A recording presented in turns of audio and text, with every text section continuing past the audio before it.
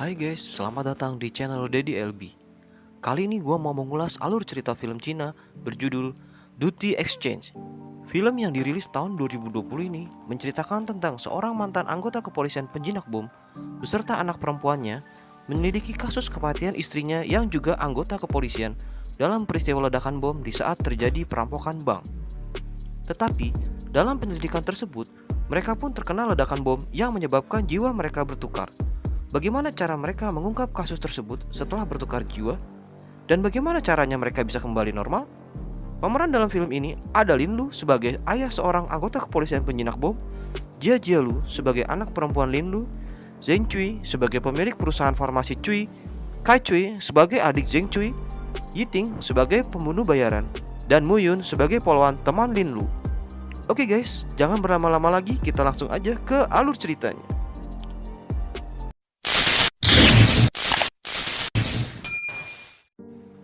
Di sebuah bank, seorang pengusaha yang sedang menandatangani sebuah surat, tiba-tiba saja terjadi perampokan yang menewaskan pengusaha tersebut.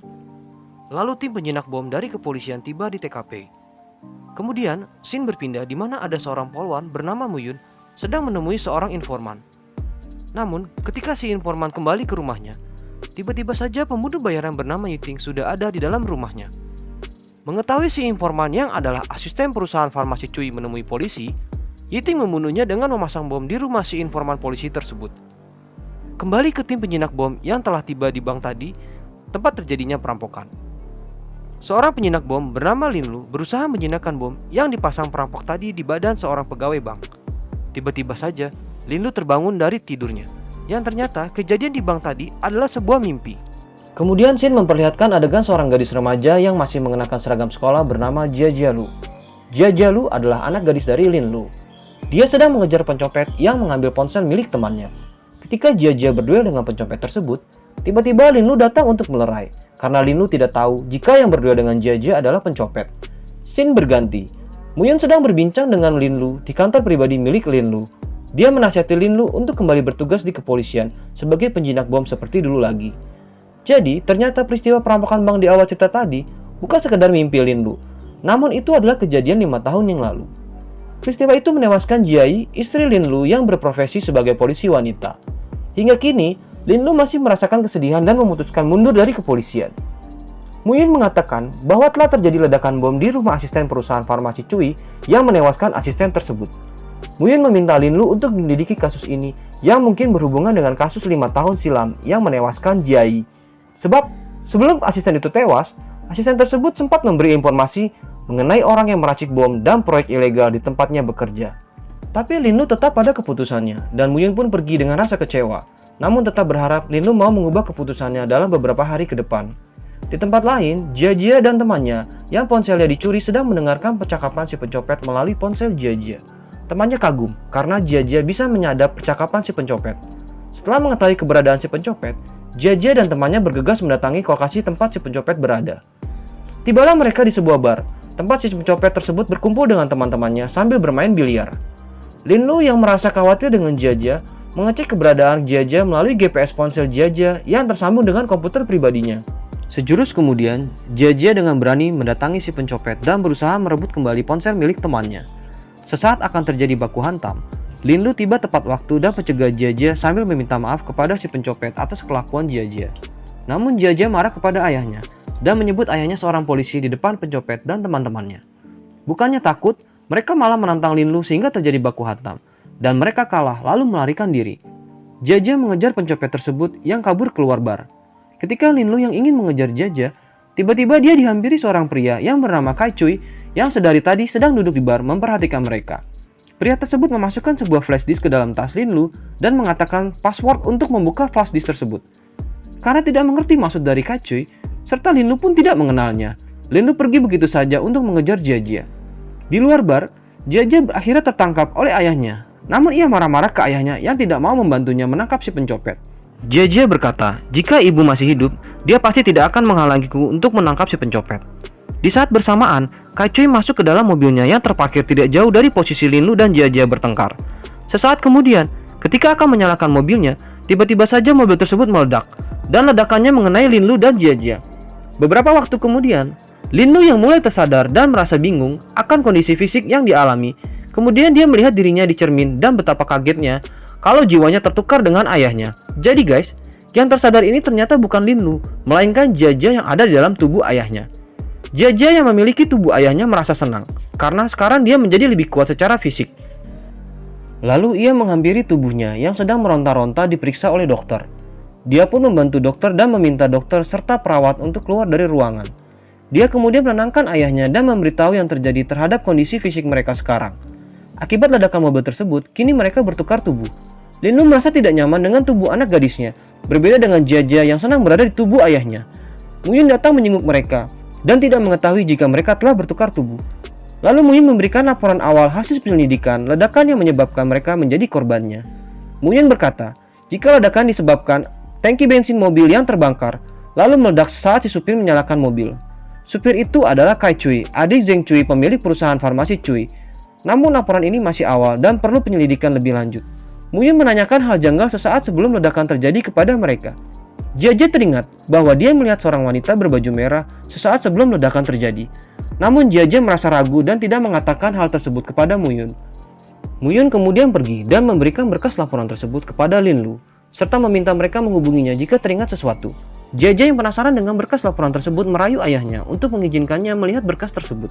Namun Linlu menolak dan meminta Jia-Jia untuk fokus mencari cara mengembalikan mereka ke tubuh masing-masing. Tapi Jia-Jia berhasil merebut paksa berkas tersebut dari tangan ayahnya. Kemudian scene berpindah di mana Jia-Jia dan Linlu berada di sebuah perpustakaan. Linlu yang sibuk mencari buku tentang cara mengembalikan tubuh mereka masing-masing bertolak belakang dengan Jia-Jia yang fokus menyelidiki ledakan yang menimpa mereka. Sehingga hal ini membuat Linlu marah, tapi Jia-Jia tetap melanjutkan penyelidikan tersebut karena beranggapan kejadian tersebut mungkin saja berkaitan dengan kejadian yang menewaskan ibunya 5 tahun silam. Lalu Jia-Jia pergi dari perpustakaan dan diikuti Linlu tanpa sepengetahuan Jia-Jia. Namun tak disangka, Linlu dihadang oleh si pencopet yang waktu itu bersama dengan teman-temannya. Mereka tidak tahu bahwa yang mereka hadang adalah Linlu yang bertubuh Jia-Jia. Dengan mudah Linlu mengalahkan mereka. Namun Linlu kehilangan jejak Jia-Jia. Kembali ke Jia-Jia. Jia-Jia datang ke bar untuk memulai penyelidikan ledakan yang menimpanya dan Linlu. Jia-Jia menyamar sebagai petugas perbaikan internet. Karena kebetulan, jaringan internet di bar itu terputus yang sebenarnya telah disabotase oleh Jia-Jia. Jia-Jia memeriksa CCTV di waktu kejadian ledakan tersebut. Dia mencari wanita berbaju merah yang dilihatnya pada saat itu. Dan saat akan mengambil ponsel dari dalam tas, tiba-tiba, tanpa sengaja, dia menjatuhkan sebuah flash disk. Jia-Jia lalu memfoto wanita berbaju merah tersebut dengan ponselnya. Penyelidikan selanjutnya, Jia-Jia mendatangi perusahaan farmasi Cui dan bertemu langsung dengan Zheng Cui. Jia-Jia menanyakan hal-hal yang berkaitan dengan perusahaan tersebut. Dari mobil yang meledak adalah mobil perusahaan tersebut, korban ledakan yang merupakan adik dari Zheng Cui, dan wanita berbaju merah yang mungkin dikenal oleh Zheng Cui. Seketika Zheng Cui teringat, wanita berbaju merah tersebut bernama Yiting. Yiting adalah pembunuh bayaran yang membunuh adiknya Ka Cui. Karena asisten Zheng Cui yang di awal cerita tadi menjadi informan polisi, mengetahui kerjasama Zheng Cui dan Yiting, lalu memberitahukan hal tersebut kepada Ka Cui. Mereka berniat melaporkannya kepada polisi, namun asisten Zheng Cui dan Ka Cui telah dibunuh oleh Yiting. Namun Zheng Cui berpura-pura tidak tahu ketika ditanya Jia-Jia, dan berkata kalau mobil tersebut telah dicuri sebulan yang lalu, dan tidak mengenal wanita berbaju merah tersebut. Di hari berikutnya, Jia-Jia yang sedang duduk-duduk minum di kedai, kemudian melihat Yiting dan mengikutinya. Namun Jia-Jia kehilangan jejak Yiting dan tiba-tiba, Yiting membekapnya dengan obat bius yang membuat Jia-Jia pingsan. Dan tak lama kemudian, Linlu datang menyadarkan Jia-Jia. Linlu memperingatkan Jia-Jia untuk tidak terlibat dalam penyelidikan karena akan semakin membahayakan dirinya. Tapi Jia-Jia tetap ingin melanjutkan penyelidikan tersebut karena dia dan Muyun mencurigai ledakan yang menimpanya adalah sebuah kesengajaan. Jia-Jia kemudian mendatangi kantor polisi untuk bertemu dengan Muyun. Dia melaporkan hasil penyelidikannya selama ini kepada Muyun, termasuk foto wanita berbaju merah tersebut. Ketika melihat foto tersebut, Muyun teringat peristiwa 5 tahun yang lalu, ketika terjadi perampokan bank dan terjadi ledakan yang menewaskan istri Linlu. Yiting sempat diselamatkan oleh istri Linlu dan Muyun yang mengira kalau Yiting adalah pegawai bank. Sehingga Muyun menyimpulkan kejadian 5 tahun yang lalu berhubungan dengan peristiwa ledakan yang menimpa Linlu dan Jia-Jia. Jia-Jia kaget dan merasa marah karena selama ini ayahnya telah berbohong dengan mengatakan pelaku pembunuh ibunya telah mati. Kemudian Jia-Jia dan Linlu berbincang di sebuah kedai. Linlu mencoba menjelaskan kepada Jia-Jia alasan dia berbohong dan alasan dia mundur dari kepolisian. Namun tetap saja Jia-Jia kecewa dengan Linlu yang masih membiarkan pelaku berkeliaran selama 5 tahun ini. Akhirnya di bawah guyuran hujan deras, Linlu membawa Jia-Jia ke kantor pribadinya. Di sana terdapat ruang rahasia tempat dia berlatih menjinakkan bom dan peralatan canggih lainnya, termasuk perangkat komputer yang terhubung dengan GPS yang dibuatnya untuk melacak keberadaan Jia. Lin Lu mulai melatih Jia menjinakkan bom sebagai bekal menghadapi pembunuh bayaran Yiting. Jia dengan semangat mengikuti semua pelatihan yang diberikan oleh ayahnya. Keesokan harinya, Muyun bersama dengan Jia mendatangi perusahaan farmasi Cui. Di perjalanan, Muyun menceritakan peristiwa ledakan di bank 5 tahun yang lalu, di mana ada korban bernama Zhong Wenchui. Dia adalah ayah dari Zheng Cui dan Ka Cui. Setibanya di perusahaan farmasi Cui, Muyun dan Jia mencurigai Zheng Cui mengenal Yiting, karena Yiting terlihat berada di TKP yang menewaskan ayah dan adik Zheng Cui. Lalu Zheng Cui mengajak Yuyun dan Jia ke tempat laboratorium perusahaannya. Zheng Cui menceritakan bahwa perusahaannya sedang menjalankan obat kanker bernama Proyek Hongli. Proyek ini dimulai ketika beberapa tahun yang lalu, ibu Zheng Cui mengidap kanker. Zhong Wenchui, ayahnya, memulai pertama kali proyek ini untuk menyembuhkan penyakit kanker istrinya. Namun, dalam prosesnya, obat ini tidaklah stabil, dan investasi terhadap proyek tersebut pun mulai habis. Akhirnya ibu Zheng Cui meninggal akibat penyakit kanker. Setelah kematian ibu Zheng Cui, proyek Hongli diketahui oleh pihak luar, dan ada yang mencoba untuk membeli proyek tersebut. Namun Zhong Wenchui menolaknya. Lalu terjadilah peristiwa perampokan bank yang menewaskan Zhong Wenchui. Setelahnya, Zheng Cui dan Kai Cui melanjutkan proyek Hongli, dan akhirnya mereka berhasil menyempurnakan obat kanker tersebut. Mereka mulai memproduksi obat Hongli, namun sayang, Ka Cui meninggal dunia setelahnya. Setelah mendengar cerita Zheng Cui, mereka menyimpulkan bahwa proyek Hongli lah yang menjadi incaran Yiting, sehingga mereka memutuskan untuk melindungi Zheng Cui dan perusahaannya dari Yiting. Kemudian, Jia dan Lin Lu mulai menyisir tempat kerja Zheng Cui dengan alat pendeteksi bom. Zheng Cui menanyakan alasan Lin Lu yang mundur dari kepolisian, namun sangat ingin mengusut tuntas kasus tersebut. Setelah menjelaskan alasannya, Lin Lu dan Jia lalu pergi meninggalkan Zheng Cui. Keesokan harinya, mereka melanjutkan penyisiran bom di sekitar perusahaan farmasi Cui, dan mereka menemukan bom di dalam gardu listrik. Lin Lu mencoba meretas jaringan bom tersebut, dan mendapat sumbernya di pintu utama. Jia bergegas ke pintu utama, dan tiba-tiba melihat Yiting. Jia lalu mengejarnya hingga ke sebuah rumah kosong. Seketika, sebuah komputer meledak di dalam rumah kosong tersebut. Jia kehilangan jejak Yiting, lalu memeriksa rumah kosong tersebut. Seketika pandangannya tertuju pada kertas-kertas yang menempel di dinding rumah kosong tersebut. Jia melihat logo gambar di salah satu kertas tersebut. Kemudian dia menyamakan logo tersebut dengan logo flash disk yang dia temukan. Kemudian Lin Lu yang sedang dihubungi oleh Jia, tiba-tiba dia diculik oleh orang-orang suruhan Zheng Cui. Lalu Muyun tiba di TKP ledakan komputer tersebut dan bertemu dengan Jia. Jia mencoba melihat isi flash disk dengan ponselnya. Ternyata, isi flash disk tersebut adalah pengakuan Ka Cui atas kegagalan penelitian proyek Hongli yang telah diuji coba pada hewan. Ka Cui juga mengatakan bahwa Zheng Cui telah bekerjasama dengan Yiting. Muyun yang mencoba meretas komputer yang telah meledak tersebut mengetahui posisi Yiting di pelabuhan kota utara. Ketika hendak memberitahu Jia yang sedang berdiri di depan rumah kosong tersebut, tiba-tiba jebakan bom yang dipasang Yiting di rumah kosong tersebut meledak. Muyun dan Jia terhempas karena ledakan tersebut. Tapi nggak sampai bertukar tubuh ya guys, seperti kejadian Jia dengan ayahnya. Jia yang masih tersadar akibat ledakan tersebut, tiba-tiba ditelepon oleh Zheng Cui, yang mengatakan telah menculik anaknya, yang tidak diketahui Zheng Cui bahwa itu adalah Lin Lu. Singkat cerita, Jia tiba di pelabuhan kota utara, tempat Lin Lu disekap. Jia mencoba membebaskan Lin Lu dari jebakan bom yang dipasang di badan Lin Lu. Hal tersebut disadari oleh Yiting dan anak buahnya yang berjaga-jaga di depan ruangan Lin Lu disekap. Yiting berhasil mendobrak pintu, bertepatan dengan berhasilnya Jia melepaskan bom dari badan Lin Lu. Mereka berdua bersembunyi di balik rak besi, dan terjadilah baku tembak. Lin Lu dan Jia melumpuhkan satu persatu anak buah Yiting. Ketika Yiting mencoba kabur, Jia kemudian mengejarnya, dan terjadilah duel antara Yiting dan Jia.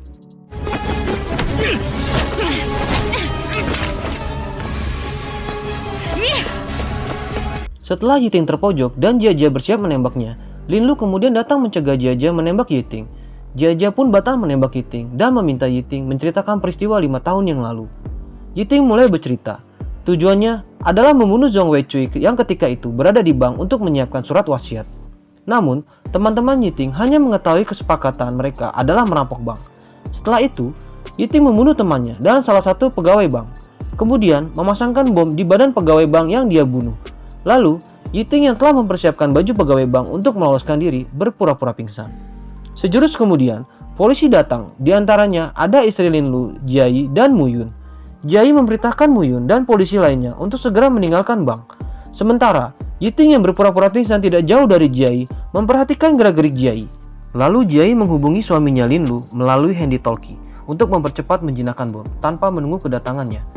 Namun naas, Jiayi gagal menjinakkan bom tersebut dan seketika itu bom meledak dan menewaskannya. Sementara Yiting hanya menyaksikan ledakan bom dari tempat dia berpura-pura pingsan. Akhirnya, Yiting berhasil lolos dari TKP tersebut. Yiting mengatakan ini semua didalangi oleh Zheng Cui. Tanpa seizin Zhong Wen, Zheng Cui menawarkan proyek Hongli kepada Tuan Shao. Zhong Wen yang mengetahui hal tersebut sangat marah dan berniat mencoret nama Zheng Cui dari hak waris. Zheng Cui menyuruh Tuan Shao untuk membunuh ayahnya, dan Tuan Shao memerintahkan Yiting untuk menjalankan rencana pembunuhan tersebut. Setelah itu, Mu Yun menghubungi Lin Lu dan Jia Jia. Mereka bergegas menuju perusahaan farmasi Cui untuk menangkap Zheng Cui. Setibanya di perusahaan farmasi Cui, Jia Jia dan Lin Lu terlibat perdebatan dan baku hantam dengan Zheng Cui. Zheng Cui yang telah menyuntikkan obat Hongli ke tubuhnya sendiri menjadi lebih kuat. Namun, pada akhirnya Zheng Cui dapat dikalahkan oleh Jia Jia dan Lin Lu. Setelah mengalahkan Zheng Cui, tiba-tiba saja bom yang dipasang oleh Zheng Cui sebelum kedatangan Jia Jia dan Lin Lu meledak. Seketika itu, Jia Jia dan Lin Lu yang berusaha keluar terkena ledakan bom tersebut. Singkat cerita, mereka berdua telah berada di rumah sakit. Jia Jia yang pertama kali tersadar menyadari jiwanya telah kembali normal. Dan Mu Yun sudah ada di sana menunggu mereka tersadar. Mu Yun menceritakan bahwa Yiting sempat kabur setelah baku hantam dengan mereka. Namun berkat kecerdikan Lin Lu memasang GPS di alat pemicu bom yang biasa dipakai Yiting. Akhirnya, polisi mengetahui keberadaan Yiting dan berhasil menangkapnya. Akhirnya, mereka berdua berhasil mengungkap kasus 5 tahun silam yang menewaskan Jiayi dan mengembalikan jiwa mereka kembali normal. Dan film pun selesai. Oke guys, semoga kalian terhibur dan jangan lupa subscribe dan like jika kalian suka dengan filmnya dan unlike jika kalian tidak suka filmnya. Silahkan tinggalkan saran dan kritik kalian di komentar dan sampai jumpa di video berikutnya.